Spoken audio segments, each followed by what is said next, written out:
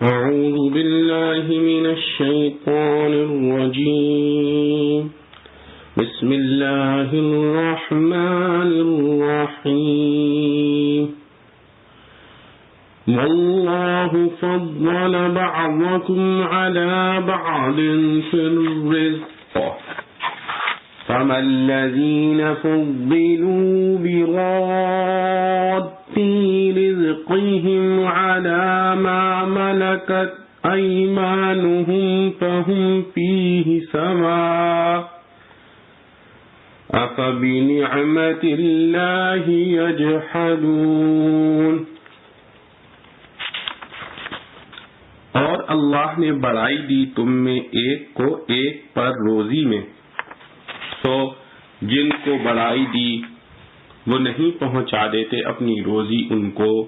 جن کے مالک ان کے ہاتھ ہیں کہ وہ سب اس میں برابر ہو جائیں. کیا اللہ کی نعمت کے منکر ہیں؟ خلاصہ تفسیر. اور اثبات توحید کے ساتھ شرک کی قباحت ایک باہمی معاملے کے ضمن میں سنو کہ اللہ تعالی نے تم میں بعضوں کو بعضوں پر رزق کے باب میں فضیلت دی ہے. مثلا کسی کو غنی اور غلاموں کا مالک بنایا کہ ان کے ہاتھ سے ان غلاموں کو بھی رزق پہنچتا ہے، اور کسی کو غلام بنا دیا کہ اس کو مالک ہی کے ہاتھ سے رزق پہنچتا ہے،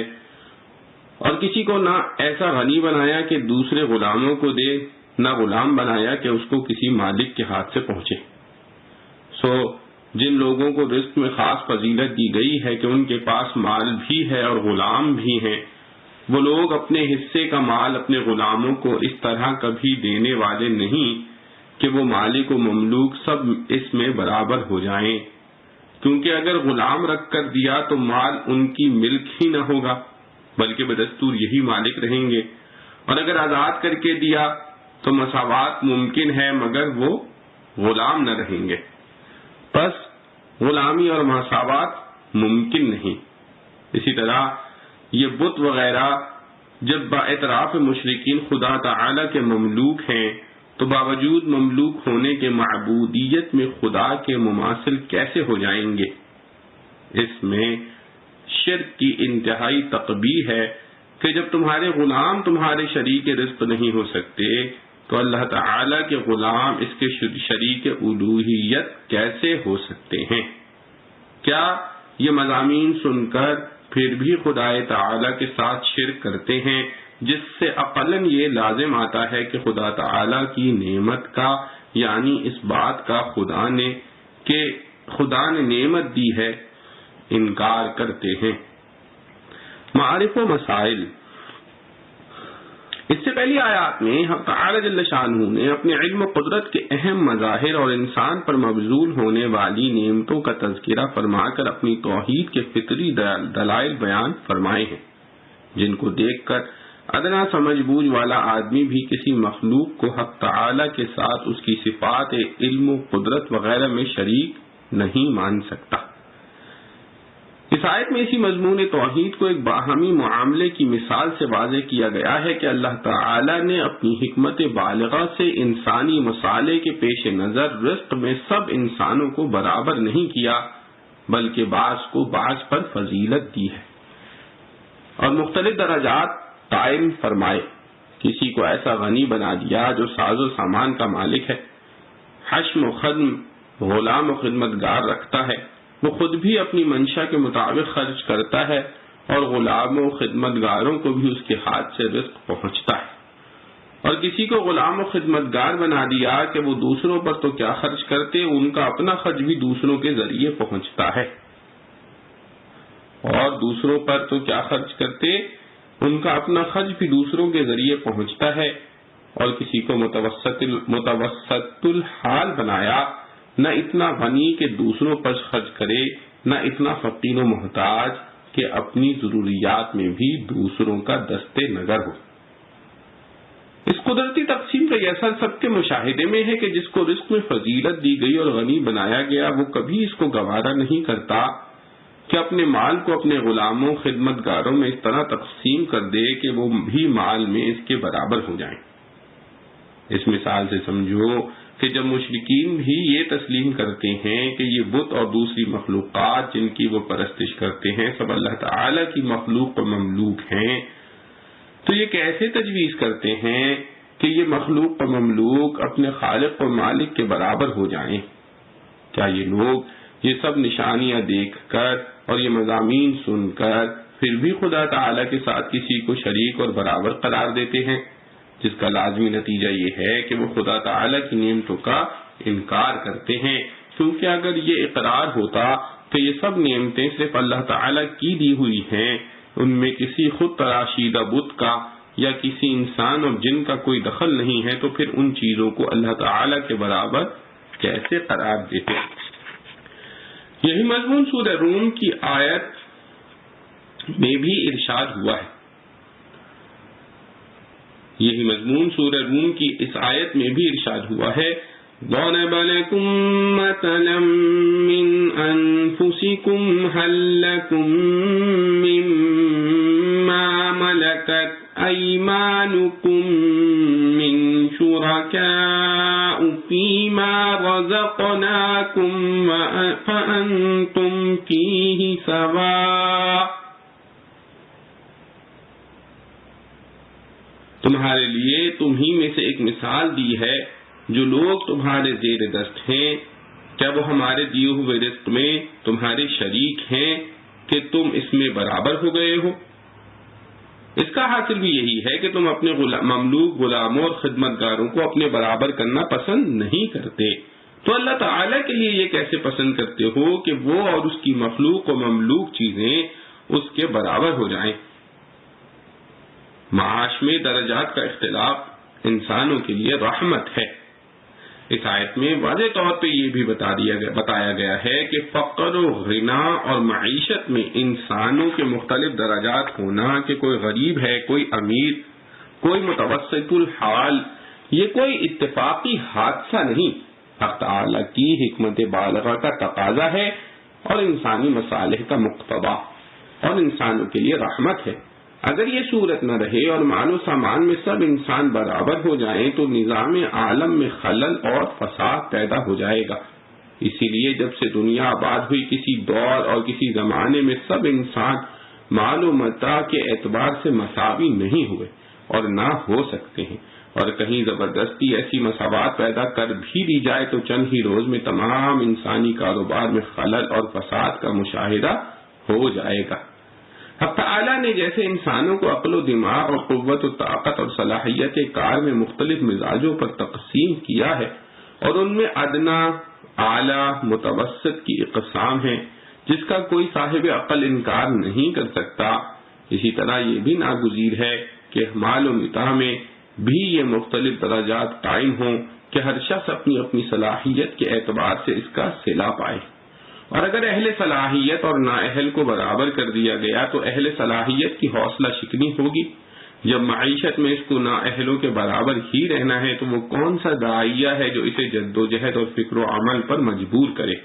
اس کا لازمی نتیجہ صلاحیت کار کو برباد کرنا ہوگا۔ ارتکاز دولت کے خلاف قرآنی احکام۔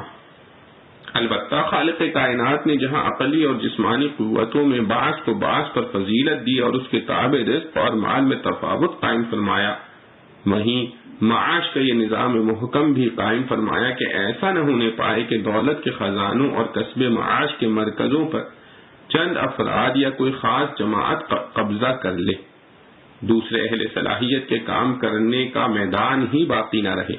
کہ وہ اپنی عقلی اور جسمانی صلاحیتوں سے کام لے کر معاش میں ترقی کر سکے۔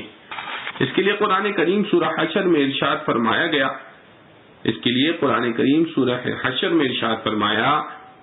كَيْ لَا يَكُونَ دُولَةً بَيْنَ الْأَغْنِيَاءِ مِنْكُمْ، یعنی ہم نے تقسیم دولت کا قانون اس لیے بنایا کہ دولت صرف سرمایہ داروں میں منحصر ہو کر نہ رہ جائے۔ آج کل دنیا کے معاشی نظاموں میں جو افراتفری پھیلی ہوئی ہے وہ اس ربانی قانون حکومت کو نظر انداز کرنے ہی کا نتیجہ ہے۔ ایک طرف سرمایہ دارانہ نظام ہے جس میں دولت کے مرکزوں پر سود و قمار کے راستے سے چند افراد یا جماعتیں قابض ہو کر باقی ساری مخلوق کو اپنا معاشی غلام بنانے پر مجبور کر دیتی ہیں. ان کے لیے بجز غلامی اور مزدوری کے کوئی راستہ اپنی ضروریات حاصل کرنے کے لیے نہیں رہ جاتا. وہ اپنی اعلیٰ صلاحیتوں کے باوجود صنعت و تجارت کے میدان میں قدم نہیں رکھ سکتے. سرمایہ داروں کے ظلم و جور کے رد عمل کے طور پر ایک متضاد نظام اشتراکیت کمیونزم یا سوشلزم کے نام سے وجود میں آتا ہے، جس کا نعرہ غریب و امیر کے تفاوت کو ختم کرنا اور سب میں مساوات پیدا کرنا ہے. ظالمانہ سرمایہ داری کے مظالم سے تنگ آئے ہوئے عوام اس نعرے کے پیچھے لگ جاتے ہیں، مگر چند ہی روز میں وہ مشاہدہ کر لیتے ہیں کہ یہ نعرہ محض فریب تھا. معاشی مساوات کا خواب کبھی شرمندہ تعبیر نہ ہوا، اور غریب اپنی غربت اور فقر و فاقہ کے ساتھ بھی جو ایک انسانی احترام رکھتا تھا، اپنی مرضی کا مالک تھا، یہ احترام انسانیت بھی ہاتھ سے جاتا رہا. نظام اشتراکیت میں انسان کی کوئی قدر و قیمت مشین کے ایک پرزے سے زائد نہیں. کسی جائیداد کی ملکیت کا تو وہاں تصور ہی نہیں ہو سکتا، اور جو معاملہ وہاں ایک مزدور کے ساتھ کیا جاتا ہے اس پر غور کریں تو وہ کسی چیز کا مالک نہیں، اس کی اولاد اور بیوی بھی اس کی نہیں، بلکہ سب ریاست کی مشین کے کل پرزے ہیں، جن کو مشین اسٹارٹ ہوتے ہی اپنے کام پر لگ جانے کے سوا کوئی چارہ نہیں. ریاست کے مفروضہ مقاصد کے سوا نہ اس کا کوئی ضمیر ہے نہ آواز. ریاست کے جبر و تشدد اور ناقابل برداشت محنت سے کراہنا ایک بغاوت شمار ہوتا ہے، جس کی سزا موت ہے. خدا تعالی اور مذہب کی مخالفت اور خالص مادہ پرستی نظام اشتراکیت کا بنیادی اصول ہے. یہ وہ حقائق ہیں جن سے کوئی اشتراک کی انکار نہیں کر سکتا. ان کے پیشواؤں کی کتابیں اور اعمال نامے اس کے شاہد ہیں کہ ان کے حوالوں کو جمع کرنا بھی ایک مستقل کتاب بنانے کے مترادف ہے. قرآن حکیم نے ظالمانہ سرمایہ داری اور احمقانہ اشتراکیت کی دونوں انتہاؤں کے درمیان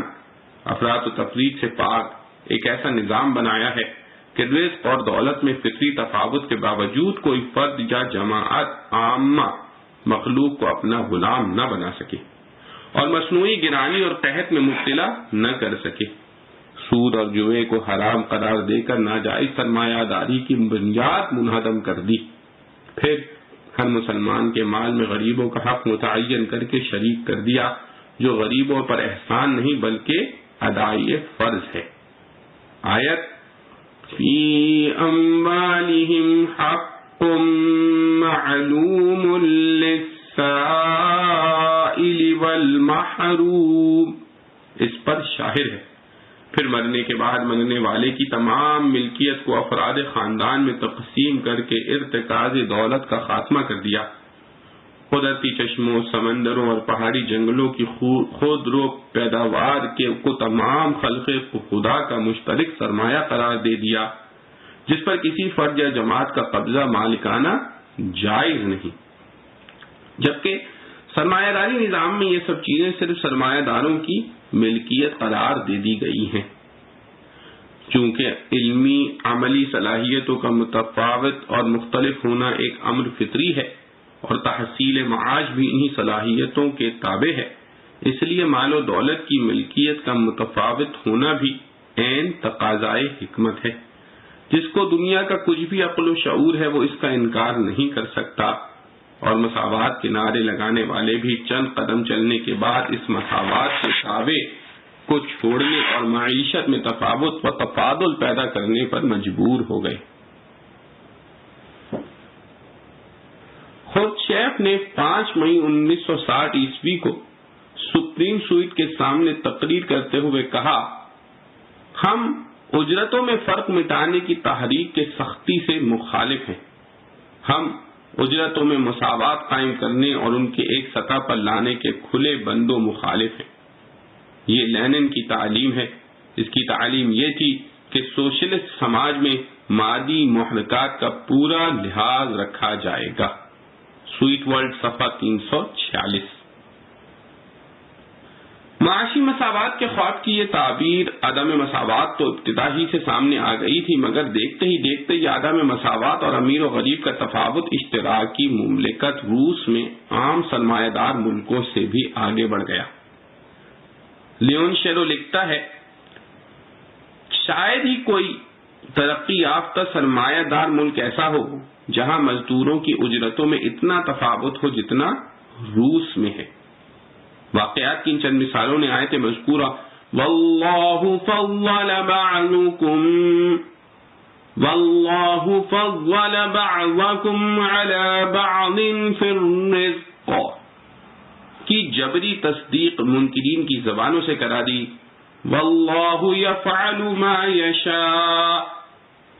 یہاں اس آیت کے تحت تو صرف اتنا ہی بیان کرنا تھا کہ رزق و مال میں تفاوت قدرتی اور فطری اور عین مسالے انسانی کے مطابق ہے. باقی تقسیم دولت کے اسلامی اصول اور سرمایہ داری اور اشتراکیت دونوں سے اس کا امتیاز تو یہ انشاءاللہ تعالی سورہ زخرف پارہ نمبر 25 آیت نحن قسمنا بینہم معیشتہم کے تحت میں آئے گا. اور اس موضوع پر آخر کا ایک مستقل رسالہ اسلام کا نظام تقسیم دولت کے نام سے شائع ہو چکا ہے، اس کا مطالعہ بھی کافی ہے. وَاللَّهُ جَعَلَ لَكُم مِّنْ أَنفُسِكُمْ أَزْوَاجًا وَجَعَلَ لَكُم مِّنْ أَزْوَاجِكُم بَنِينَ وَحَفَدَةً وَرَزَقَكُم مِّنَ الطَّيِّبَاتِ أَفَبِالْبَاطِلِ يُؤْمِنُونَ وَبِنِعْمَةِ اللَّهِ هُمْ يَكْفُرُونَ وَيَعْبُدُونَ مِن دُونِ اللَّهِ مَا لَا يَمْلِكُ لَهُمْ رِزْقًا مِّنَ السَّمَاوَاتِ وَالْأَرْضِ شَيْئًا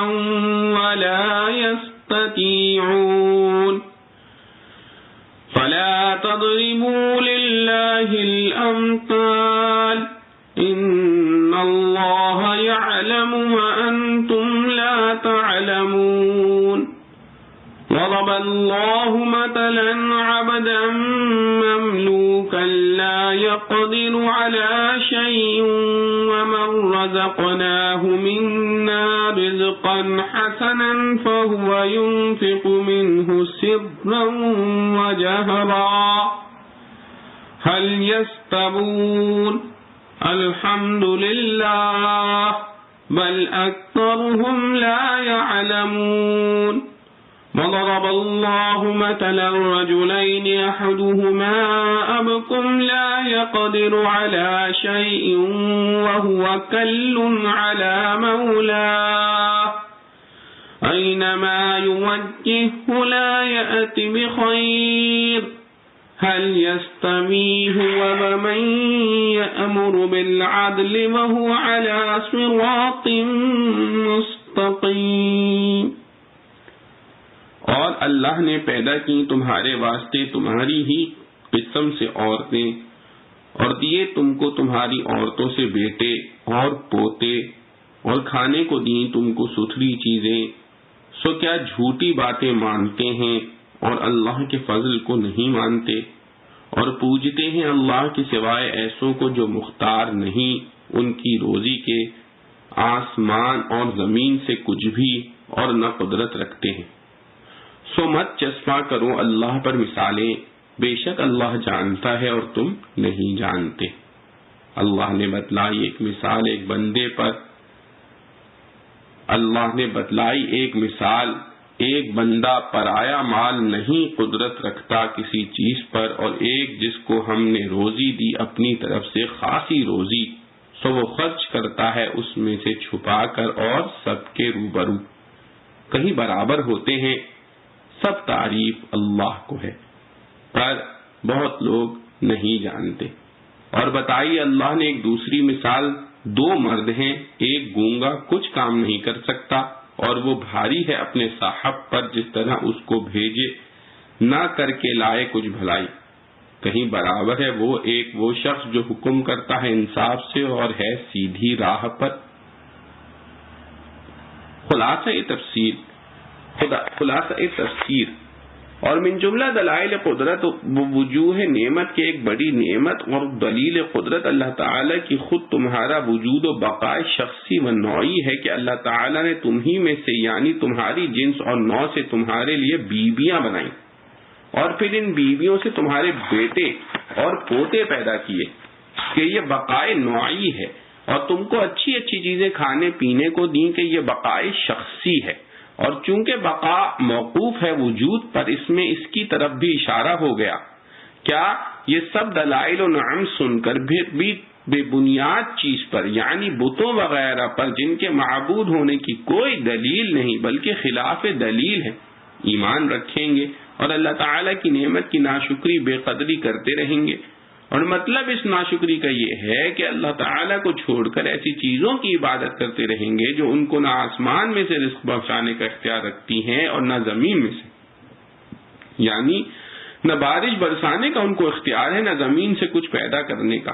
اور نہ اختیار حاصل کرنے کی قدرت رکھتے ہیں۔ اس کی نفی سے زیادہ مبالغہ ہو گیا، کیونکہ بعض دفعہ دیکھا جاتا ہے کہ ایک شخص بالفعل تو با اختیار نہیں ہے لیکن جد و جہد سے اختیارات حاصل کر لیتا ہے، اس لیے اس کی بھی نفی فرما دی۔ جب شرک کا بطلان ثابت ہو گیا تو تم اللہ تعالیٰ کے لیے مثالیں مت گھڑو کہ اللہ تعالیٰ کی مثال بادشاہان دنیا کی سی ہے کہ ہر شخص ان سے عرض حاجت نہیں کر سکتا، اس لیے اس کے نائب ہوتے ہیں کہ عوام ان سے عرض حاجت کرتے ہیں، پھر وہ سلاطین سے عرض کرتے ہیں کذا فی الکبیر ویؤخذ من قولہ ما نعبدہم الا لیقربونا وہؤلاء شفاعنا عند اللہ۔ اللہ تعالیٰ خوب جانتے ہیں کہ ایسی مثالیں محض محمل ہیں اور تم بوجہ عدم تدبر کے نہیں جانتے، اس لیے جو چاہتے ہو بک ڈالتے ہو۔ اور اللہ تعالیٰ شرک کے بطلان ظاہر کرنے کے لیے ایک مثال بیان فرماتے ہیں کہ فرض کرو ایک تو غلام ہے کسی کا مملوک کہ اموال و تصرفات میں سے کسی چیز کا بلا اجازت آقا اختیار نہیں رکھتا، اور دوسرا ایک شخص ہے جس کو ہم نے اپنے پاس سے خوب روزی دے رکھی، تو اس میں سے پوشیدہ اور اعلانیہ جس طرح چاہتا ہے جہاں چاہتا ہے خرچ کرتا ہے، اس کو کوئی روکنے ٹوکنے والا نہیں۔ کیا اس قسم کے شخص آپس میں برابر ہو سکتے ہیں؟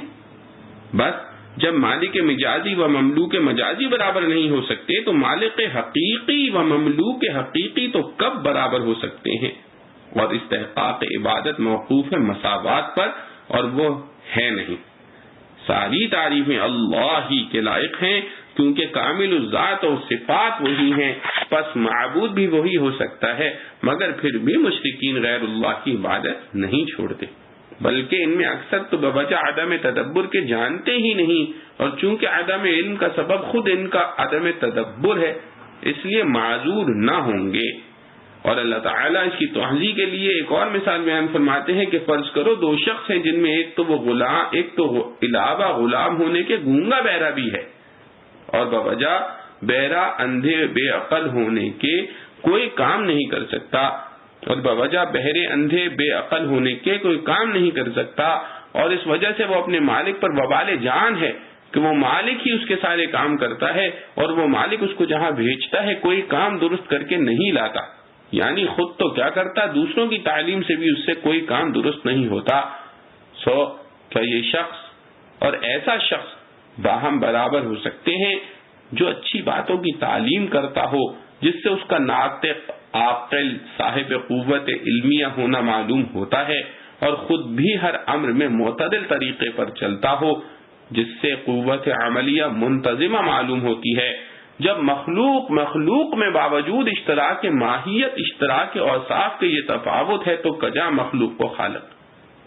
اور لا یقدرو کے ترجمے میں بلا اجازت آقا کی قید سے جو سابقہ آیات میں ہے فقہی شبہات مندفع ہو گئے اور کوئی وسوسے میں نہ پڑے کہ شاید معبود غیر اللہ کو بھی اذن ہو گیا ہو۔ جواب یہ ہے کہ ربوبیت کے لیے کسی کو اذن نہیں ہوا اور نہ ہو سکتا ہے۔ معارف و مسائل۔ جعل لكم من انفسكم ازواجا، اس آیت میں ایک اہم نعمت کا ذکر فرمایا کہ اللہ تعالیٰ جل شانہ نے تمہاری ہی جنس اور قوم میں سے تمہاری بیویاں بنائی تاکہ باہمی موانست بھی پوری ہو اور نسل انسانی کی شرافت و بزرگی بھی قائم رہے۔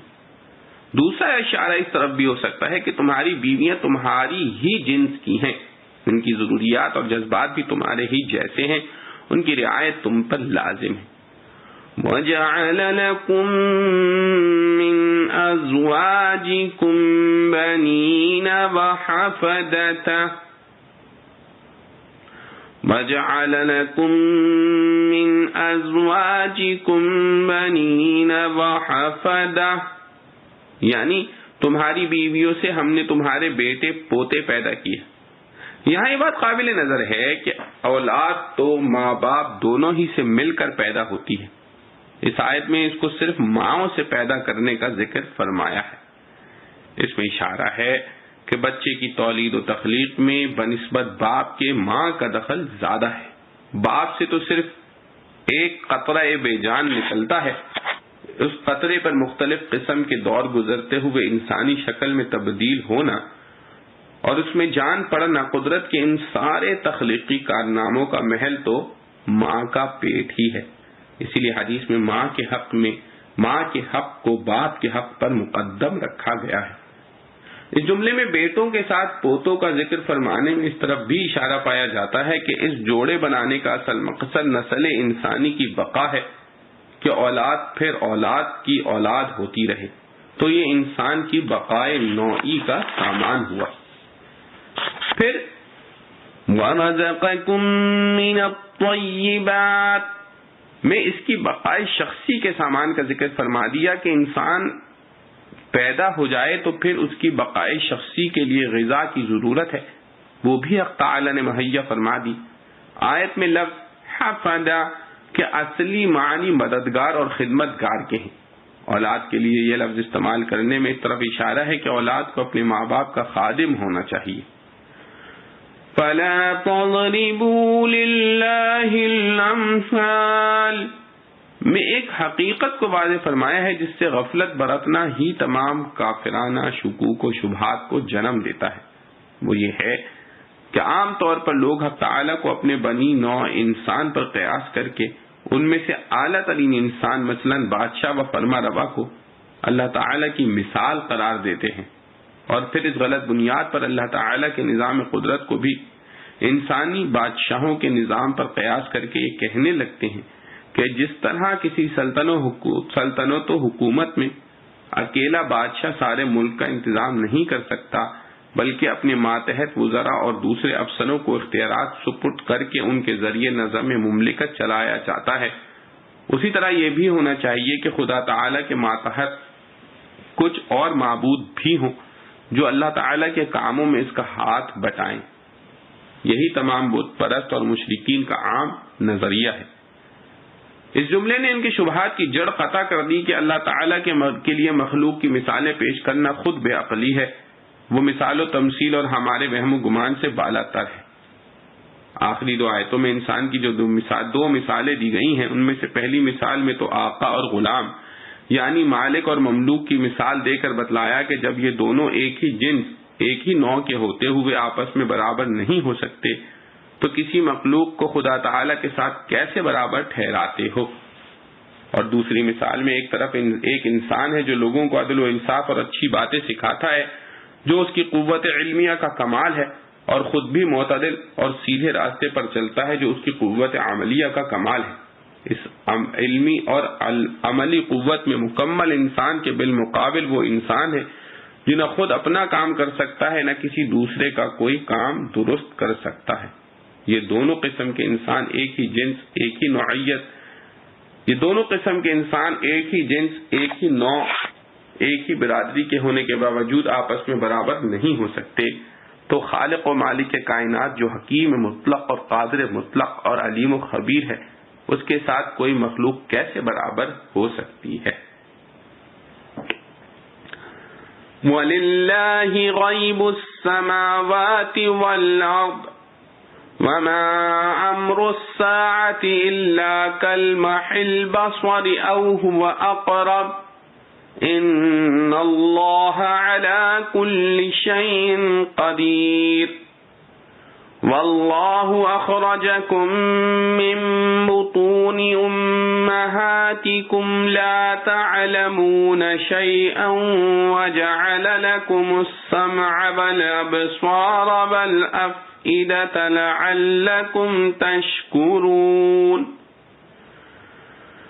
أَلَمْ يَرَوْا إِلَى الطَّيْرِ مُسَخَّرَاتٍ فِي جَوِّ السَّمَاءِ مَا يُمْسِكُهُنَّ إِلَّا اللَّهُ إِنَّ فِي ذَلِكَ لَآيَاتٍ لِقَوْمٍ يُؤْمِنُونَ وَاللَّهُ جَعَلَ لَكُم مِّن بُيُوتِكُمْ سَكَنًا وَجَعَلَ لَكُم مِّن جُلُودِ الْأَنْعَامِ بُيُوتًا تَسْتَخِفُّونَهَا يَوْمَ ظَعْنِكُمْ وَيَوْمَ إِقَامَتِكُمْ وَمِنْ أَصْوَافِهَا وَأَوْبَارِهَا وَأَشْعَارِهَا أَثَاثًا وَمَتَاعًا إِلَى حِينٍ وَاللَّهُ جَعَلَ لَكُم مِّمَّا خَلَقَ ظِلَالًا وَجَعَلَ لَكُم مِّنَ الْجِبَالِ أَكْنَانًا وَجَعَلَ لَكُمْ سَرَابِيلَ تَقِيكُمُ الْحَرَّ وَسَرَابِيلَ تَقِيكُم بَأْسَكُمْ كَذَلِكَ يُتِمُّ نِعْمَتَهُ عَلَيْكُمْ لَعَلَّكُمْ تُسْلِمُونَ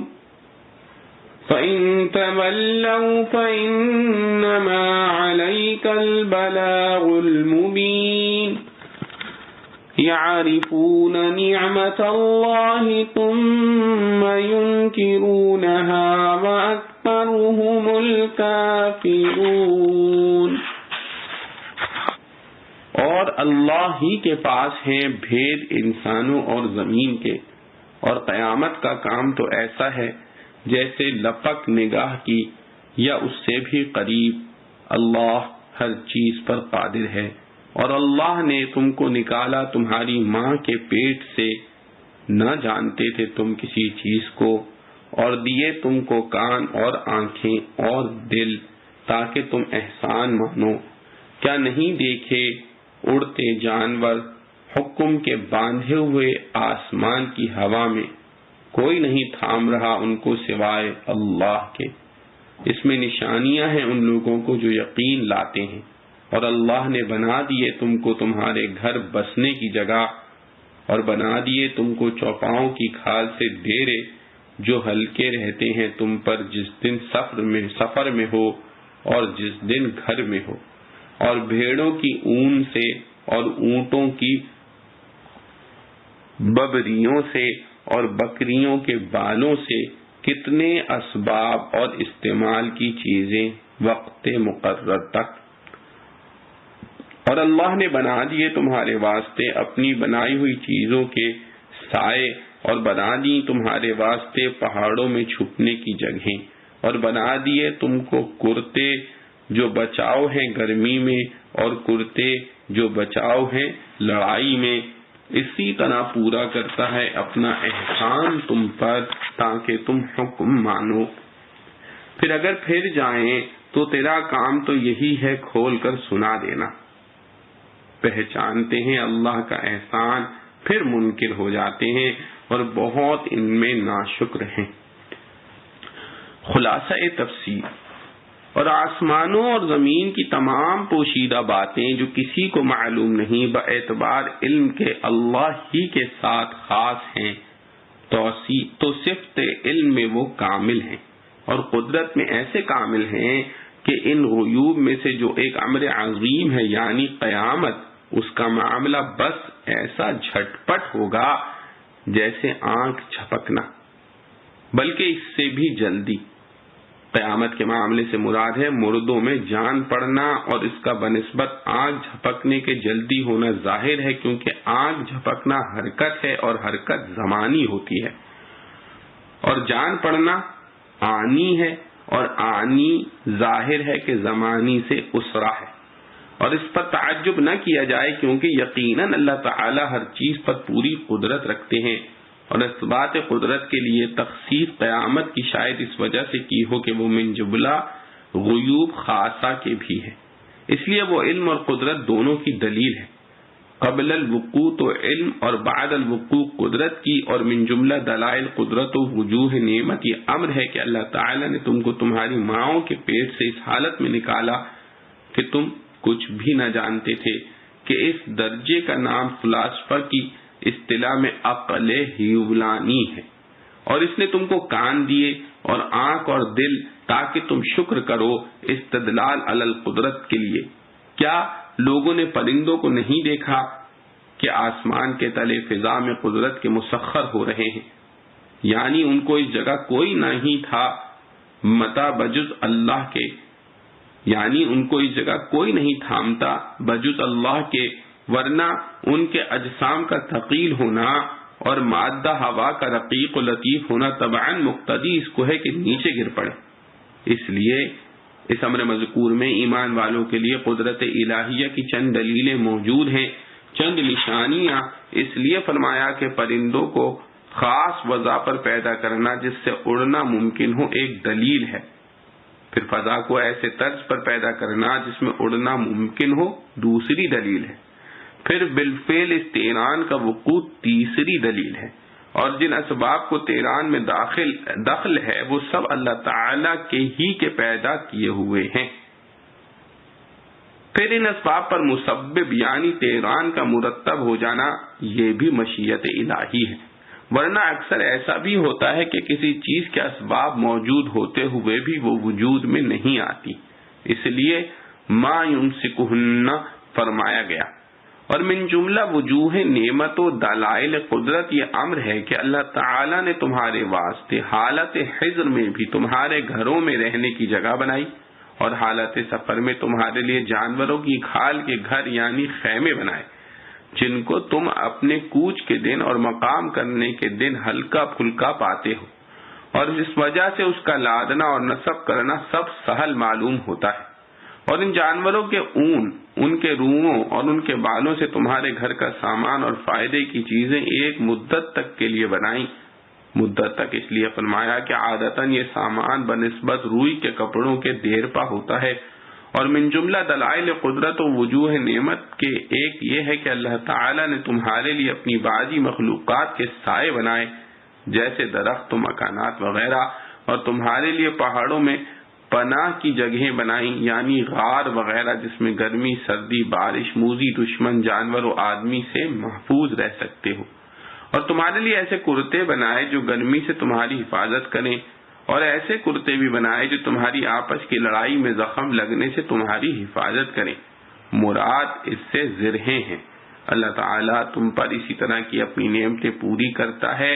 کہ تم ان نعمتوں کے شکریہ میں فرما بردار رہو، اور ہر چند کے مذکورہ نعمتوں میں بعض مصنوعات عباد بھی ہیں، مگر ان کا مادہ اور ان کے بنانے کا سلیقہ تو اللہ ہی کا پیدا کیا ہوا ہے، اس لیے منعم حقیقی وہی ہیں۔ پھر ان نعمتوں کے بعد بھی اگر یہ لوگ ایمان سے اعراض کریں تو آپ غم نہ کریں، آپ کا کوئی نقصان نہیں، کیونکہ آپ کے ذمے تو صرف صاف صاف پہنچا دینا ہے، اور ان کے اعراض کی وجہ یہ نہیں کہ وہ ان نعمتوں کو پہچانتے نہیں، بلکہ وہ لوگ خدا کی نعمتوں کو تو پہچانتے ہیں مگر پہچان کر پھر برتاؤ میں اس کے منکر ہوتے ہیں کہ جو برتاؤ منعم کے ساتھ چاہیے تھا یعنی عبادت و طاعت وہ دوسروں کے ساتھ کرتے ہیں، اور زیادہ ان میں ایسے ہی ناشکرے ہیں۔ معارف و مسائل قولہ تعالی لا تعلمون شیئا، اس میں اشارہ ہے کہ علم انسان کا ذاتی ہنر نہیں، پیدائش کے وقت وہ کوئی علم و ہنر نہیں رکھتا، پھر ضرورت انسانی کے مطابق اس کو کچھ علم اللہ تعالی کی طرف سے بلا واسطہ سکھایا جاتا ہے، جس میں نہ ماں باپ کا دخل ہے نہ کسی معلم کا۔ سب سے پہلے اس کو رونا سکھایا، اس کی یہی صفت اس وقت اس کی تمام ضروریات مہیا کرتی ہے۔ بھوک پیاس لگے تو وہ روتا ہے، سردی گرمی لگی تو رو دیتا ہے، کوئی اور تکلیف پہنچے تو رو دیتا ہے۔ قدرت نے اس کی ضروریات کے لیے ماں باپ کے دلوں میں خاص الفت ڈال دی کہ جب بچے کی آواز سنے تو وہ اس کی تکلیف کے پہچاننے اور اس کے دور کرنے کے لیے آمادہ ہو جاتے ہیں۔ اگر بچے کو من جانب اللہ یہ رونے کی تعلیم نہ دی جاتی تو اس کو کون یہ کام سکھا سکتا کہ جب کوئی ضرورت پیش آئے تو اس طرح چلایا کرے۔ اس کے ساتھ ہی اس کو اللہ تعالی نے الہامی طور پر یہ بھی سکھا دیا کہ اپنی غذا کو ماں کی چھاتی سے حاصل کرنے کے لیے اپنے مسوڑوں اور ہونٹوں سے کام لے۔ اگر یہ تعلیم فطری اور بلا واسطہ نہ ہوتی تو کس معلم کی مجال تھی جو اس نومولود کو منہ چلانا اور چھاتی کو چوسنا سکھا دیتا۔ اسی طرح جو اس کی ضروریات بڑھتی گئیں، قدرت نے اس کو بلا واسطہ ماں باپ کے خود بخود سکھا دیا۔ کچھ عرصے کے بعد اس میں یہ سلیقہ پیدا ہونے لگتا ہے کہ ماں باپ اور دوسرے آس پاس کے آدمیوں کی بات سن کر یا کچھ چیزوں کو دیکھ کر کچھ سیکھنے لگتا ہے، اور پھر ان سنی ہوئی آوازوں اور دیکھی ہوئی چیزوں کو سوچنے سمجھنے کا سلیقہ پیدا ہوتا ہے۔ اسی لیے آیت مذکورہ میں لا تعلمون شیئا کے بعد فرمایا وَجَعَلَ لَكُمُ السَّمْعَ وَالْأَبْصَارَ وَالْأَفْئِدَةَ، یعنی اگرچہ ابتدائے پیدائش میں انسان کو کسی چیز کا علم نہیں تھا، مگر قدرت نے اس کے وجود میں علم حاصل کرنے کے عجیب و غریب قسم کے آلات نصب کر دیے تھے۔ ان آلات میں سب سے پہلے سمع یعنی سننے کی قوت کا ذکر فرمایا، جس کی تقدیم کی وجہ شاید یہ ہے کہ انسان کا سب سے پہلا علم اور سب سے زیادہ علم کانوں ہی کے راستے سے آتا ہے۔ شروع میں آنکھ تو بند ہوتی ہے مگر کان سنتے ہیں، اور اس کے بعد بھی اگر غور کیا جائے تو انسان کو اپنی پوری عمر میں جس قدر معلومات حاصل ہوتی ہیں ان میں سب سے زیادہ کانوں سے سنی ہوئی ہوتی ہیں۔ آنکھ سے دیکھی ہوئی معلومات اور اس کی نسبت سے بہت کم ہوتی ہے۔ ان دونوں کے بعد نمبر ان معلومات کا ہے جن کو انسان اپنی سنی اور دیکھی ہوئی چیزوں میں غور و فکر کر کے معلوم کرتا ہے، اور یہ کام قرآنی ارشادات کے مطابق انسان کے قلب کا ہے۔ اس لیے تیسرے نمبر میں افئدہ فرمایا جو فؤاد کی جمع ہے، جس کے معنی قلب کے ہیں۔ فلاسفہ نے عام طور پر سمجھ بوجھ اور ادراک کا مرکز انسان کے دماغ کو قرار دیا ہے، مگر ارشاد قرآنی سے معلوم ہوا کہ دماغ کو اگرچہ اس ادراک میں دخل ضرور ہے، مگر علم و ادراک کا اصلی مرکز قلب ہے۔ اس موقع پر حق تعالی نے سننے، دیکھنے اور سمجھنے کی قوتوں کا ذکر فرمایا ہے، گویائی اور زبان کا ذکر نہیں فرمایا، کیونکہ نطق اور گویائی کو حصول علم میں دخل نہیں،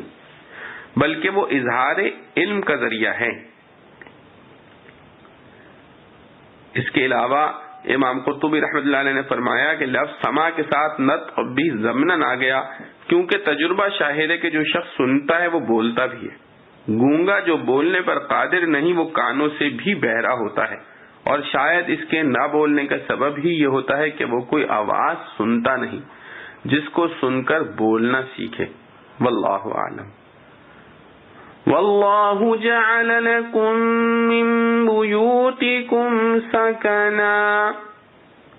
بیوت بیت کی جمع ہے جس مکان میں رات گزاری جا سکے، اس کو بیت کہتے ہیں۔ امام قرطبی رحمۃ اللہ علیہ نے اپنی تفسیر میں فرمایا جو چیز تمہارے سر سے بلند ہو اور تم پر سایہ کرے وہ چھت یا سما کہلاتی ہے، اور جو چیز تمہارے وجود کو اپنے اوپر اٹھائے وہ زمین ہے، اور جو چیز چاروں طرف سے تمہارا پردہ کر دے وہ دیواریں ہیں، اور جب یہ سب چیزیں جمع ہو جائیں تو وہ بیت ہے۔ گھر بنانے کا اصل مقصد قلب و جسم کا سکون ہے۔ اس میں حق تعالی نے انسان کے بیت یعنی گھر کو سکن فرما کر گھر بنانے کا فلسفہ اور حکمت واضح فرما دی کہ اس کا اصل مقصد جسم اور قلب کا سکون ہے۔ عادتاً انسان کا کسب و عمل گھر سے باہر ہوتا ہے جو اس کی حرکت سے وجود میں آتا ہے۔ اس کے گھر کا اصلی منشا یہ ہے کہ جب حرکت و عمل سے تھک جائے تو اس میں جا کر آرام کرے اور سکون حاصل کرے۔ اگرچہ بعض اوقات انسان اپنے گھر میں بھی حرکت و عمل میں مشغول رہتا ہے، مگر یہ عادتاً کم ہے۔ اس کے علاوہ سکون اصل میں قلب و دماغ کا سکون ہے، وہ انسان کو اپنے گھر میں ہی حاصل ہوتا ہے۔ اس سے یہ بھی معلوم ہو گیا کہ انسان کے مکان کی سب سے بڑی صفت یہ ہے کہ اس میں سکون ملے۔ آج کی دنیا میں تعمیرات کا سلسلہ اپنے عروج پر ہے اور ان میں ظاہری ٹیپ ٹاپ پر بے حد خرچ بھی کیا جاتا ہے، لیکن ان میں ایسے مکانات بہت کم ہیں جن میں قلب اور جسم کا سکون حاصل ہو۔ بعض اوقات تو مصنوعی تکلفات خود ہی آرام و سکون کو برباد کر دیتے ہیں، اور وہ بھی نہ ہو تو گھر میں جن لوگوں سے سابقہ پڑتا ہے وہ اس سکون کو ختم کر دیتے ہیں۔ ایسے عالی شان مکانات سے وہ جھگی اور جھونپڑی اچھی ہے جس کے رہنے والے کے قلب و جسم کو سکون حاصل رہا ہو۔ قرآن کریم ہر چیز کی روح اور اصل کو بیان کرتا ہے۔ انسان کے گھر کا اصل مقصد اور سب سے بڑی غرض و غایت سکون کو قرار دیا۔ اسی طرح ازدواجی زندگی کا اصل مقصد بھی سکون قرار دیا ہے۔ لِتَسْكُنُوا إِلَيْهَا، جس ازدواجی زندگی سے یہ مقصد حاصل نہ ہو وہ اس کے اصل فائدے سے محروم ہے۔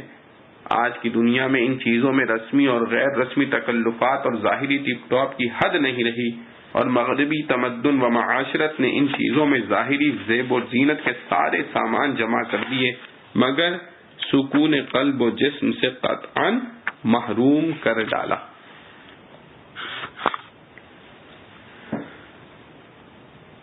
قوله من جلود الانعام وقوله من اصوافها واوبارها سے ثابت ہوا کہ جانوروں کی کھال اور بال اور اون سب کا استعمال انسان کے لیے حلال ہے۔ اس میں یہ بھی قید نہیں کہ جانور مذبوح ہو یا مردار، اور نہ یہ قید ہے کہ اس کا گوشت حلال ہے یا حرام۔ ان سب قسم کے جانوروں کی کھال دباغت دے کر استعمال کرنا حلال ہے، اور بال اور اون پر تو جانور کی موت کا کوئی اثر ہی نہیں ہوتا، اور بغیر کسی خاص صنعت کے حلال اور جائز ہے۔ امام اعظم ابو حنیفہ رحمۃ اللہ علیہ کا یہی مذہب ہے۔ البتہ خنزیر کی کھال اور اس کے تمام اجزاء ہر حال میں نجس اور ناقابل انتفاع ہیں۔ سرابیل تقیکم الحر، یہاں انسان کو کرتے کی غرض گرمی سے بچانے کو فرمایا ہے، حالانکہ کرتا انسان کو گرمی اور سردی دونوں سے بچاتا ہے۔ اس کا ایک جواب تو امام قرطبی رحمۃ اللہ علیہ اور دوسرے مفسرین نے یہ دیا ہے کہ قرآن حکیم عربی زبان میں آیا ہے، اس کے اولین مخاطب عرب ہیں، اس لیے اس میں عرب کی عادات و ضروریات کا لحاظ رکھ کر کلام کیا گیا ہے۔ عرب ایک گرم ملک ہے، وہاں برف باری اور سردی کا تصور ہی مشکل ہے، اس لیے گرمی سے بچانے کے ذکر پر اکتفا کیا گیا۔ حضرت تھانوی رحمۃ اللہ علیہ نے بیان القرآن میں فرمایا ہے کہ قرآن کریم نے اسی سورہ کے شروع میں لکم فیہا دفء فرما کر لباس کے ذریعے سردی سے بچنے اور گرمی حاصل کرنے کا ذکر پہلے کر دیا تھا، اس لیے یہاں صرف گرمی رفع کرنے کا ذکر کیا گیا ہے۔ وَيَوْمَ نَبْعَثُ مِنْ كُلِّ أُمَّةٍ شَهِيدًا ثُمَّ لَا يُؤْذَنُ لِلَّذِينَ كَفَرُوا وَلَا هُمْ يُسْتَعْتَبُونَ وَإِذَا رَأَى الَّذِينَ ظَلَمُوا الْعَذَابَ فَلَا يُخَفَّفُ عَنْهُمْ وَلَا هُمْ يُنظَرُونَ وَإِذَا رَأَى الَّذِينَ أَشْرَكُوا شُرَكَاءَهُمْ قَالُوا رَبَّنَا هَؤُلَاءِ شُرَكَاؤُنَا الَّذِينَ كُنَّا نَدْعُو مِن دُونِكَ فَأَلْقَوْا إِلَيْهِمُ الْقَوْلَ إِنَّكُمْ لَكَاذِبُونَ وَأَلْقَوْا إِلَى اللَّهِ يَوْمَئِذٍ السَّلَمَ وَضَلَّ عَنْهُمْ مَا كَانُوا يَفْتَرُونَ الَّذِينَ كَفَرُوا وَصَدُّوا عَنْ سَبِيلِ اللَّهِ زِدْنَاهُمْ عَذَابًا فَوْقَ الْعَذَابِ بِمَا كَانُوا يُفْسِدُونَ وَيَوْمَ نَبْعَثُ فِي كُلِّ أُمَّةٍ شَهِيدًا عَلَيْهِمْ مِنْ أَنفُسِهِمْ وَجِئْنَا بِكَ شَهِيدًا عَلَى هَؤُلَاءِ وَنَزَّلْنَا عَلَيْكَ الْكِتَابَ الكتاب تبيانا لكل شيء وهدى ورحمة وبشرى للمسلمين۔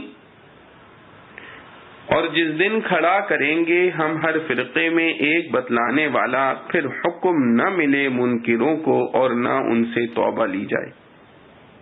اور جب دیکھیں گے ظالم عذاب کو، پھر ہلکا نہ ہوگا ان سے اور نہ ان کو ڈھیل ملے۔ اور جب دیکھیں مشرک اپنے شریکوں کو، بولیں اے رب یہ ہمارے شریک ہیں جن کو ہم پکارتے تھے تیرے سوا، تب وہ ان پر ڈالیں گے بات کہ تم جھوٹے ہو۔ اور آپ پڑھیں اللہ کے آگے اس دن عاجز ہو کر اور بھول جائیں جو جھوٹ باندھتے تھے۔ جو لوگ منکر ہوئے ہیں اور روکتے رہے ہیں اللہ تعالی کی راہ سے، ان کو ہم بڑھا دیں گے عذاب پر، عذاب بدلہ اس کا جو شرارت کرتے تھے۔ اور جس دن کھڑا کریں گے ہم ہر فرقے میں ایک بتلانے والا، ان پر انہی میں کا، اور تجھ کو لائیں بتلانے کو ان لوگوں پر، اور اتاری ہم نے تجھ پر کتاب، کھلا بیان ہر چیز کا، اور ہدایت اور رحمت اور خوشخبری حکم ماننے والوں کے لیے۔ خلاصہ تفسیر۔ اور وہ دن یاد کرنے کے قابل ہے جس دن ہم ہر امت میں سے ایک ایک گواہ کہ اس امت کا پیغمبر ہوگا قائم کریں گے، جو ان کے اعمال سیئہ کی شہادت دیں گے۔ پھر ان کافروں کو عذر و معذرت کرنے کی اجازت نہ دی جائے گی، اور نہ ان سے حق تعالیٰ کے راضی کرنے کی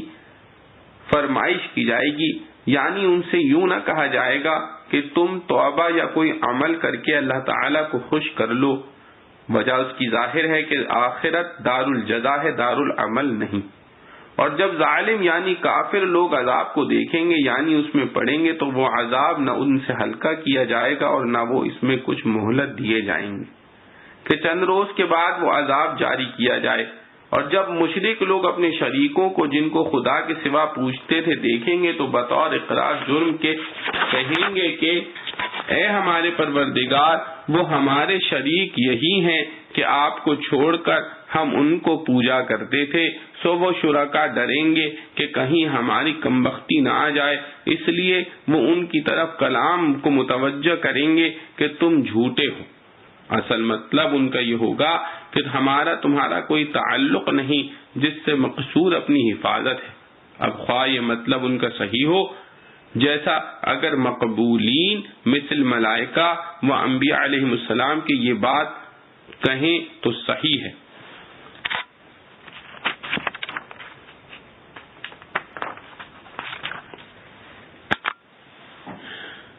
قوله تعالی بل كانوا يعبدون الجن، اور خواہ یہ غلط ہو جیسے خود شیاطین کہنے لگیں، اور خواہ ان کو صحیح غلط ہونے کی خبر ہی نہ ہو جیسے اصنام و اشجار وغیرہ کہنے لگیں۔ اور یہ مشرک اور کافر لوگ اس روز اللہ تعالیٰ کے سامنے اطاعت کی باتیں کرنے لگیں گے، اور جو کچھ دنیا میں افترا پردازیاں کرتے تھے اس وقت وہ سب گم ہو جائیں گے۔ اور ان میں جو لوگ خود بھی کفر کرتے تھے اور دوسروں کو بھی اللہ تعالیٰ کی راہ یعنی دین سے روکتے تھے، ان کے لیے ہم ایک سزا پر کہ کفر کے مقابلے میں ہوگی دوسری سزا بمقابلہ ان کے فساد کے کہ راہ خدا سے روکتے تھے بڑھا دیں گے۔ اور وہ دن بھی یاد کرنے اور لوگوں کے ڈرنے کا ہے جس دن ہم ہر امت کے ایک ایک گواہ جو انہی میں کا ہوگا ان کے مقابلے میں قائم کریں گے۔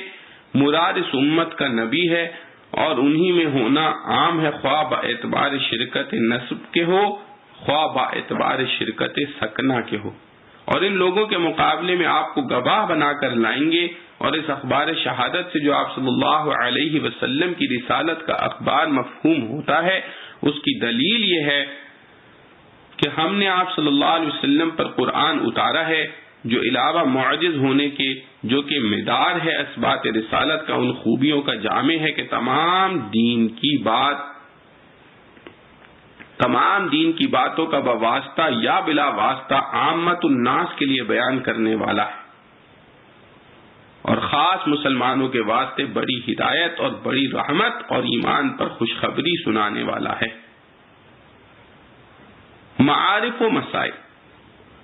وَنَزَّلْنَا عَلَيْكَ الْكِتَابَ تِبْيَانًا لِكُلِّ شَيْءٍ، اس میں کتاب یعنی قرآن کو ہر چیز کا بیان فرمایا گیا ہے، قرآن کو ہر چیز کا بیان فرمایا گیا ہے، مراد اس سے دین کی سب چیزیں اور باتیں ہیں، کیونکہ وحی و نبوت کا مقصد انہی چیزوں سے متعلق ہے، اس لیے معاشی فنون اور ان کے مسائل کو قرآن میں ڈھونڈنا ہی غلط ہے۔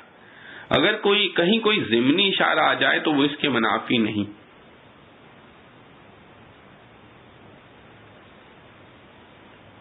رہا یہ سوال کہ قرآن کریم میں دین کے بھی تو سب مسائل مذکور نہیں، تو تبیانا لکل شیء کہنا کیسے درست ہوگا؟ اس کا جواب یہ ہے کہ قرآن کریم میں اصول تو تمام مسائل کے موجود ہیں، انہی کی روشنی میں احادیث رسول اللہ صلی اللہ علیہ وسلم ان مسائل کا بیان کرتی ہے، اور کچھ تفصیلات کو اجماع و قیاس شرعی کے سپرد کر دیا جاتا ہے۔ اس سے معلوم ہوا کہ حدیث رسول اللہ صلی اللہ علیہ وسلم اور اجماع و قیاس سے جو مسائل نکلتے ہیں وہ بھی ایک حیثیت سے قرآن ہی کے بیان کیے ہوئے ہیں۔ اللہ رب العزت سے دعا ہے کہ جو کچھ پڑھا سنا گیا ہمیں اس پر عمل کرنے کی توفیق نصیب فرمائے۔ وآخر دعوانا ان الحمد للہ رب العالمین۔ سبحان ربک رب العزت عما یصفون وسلام علی المرسلین والحمد للہ رب العالمین۔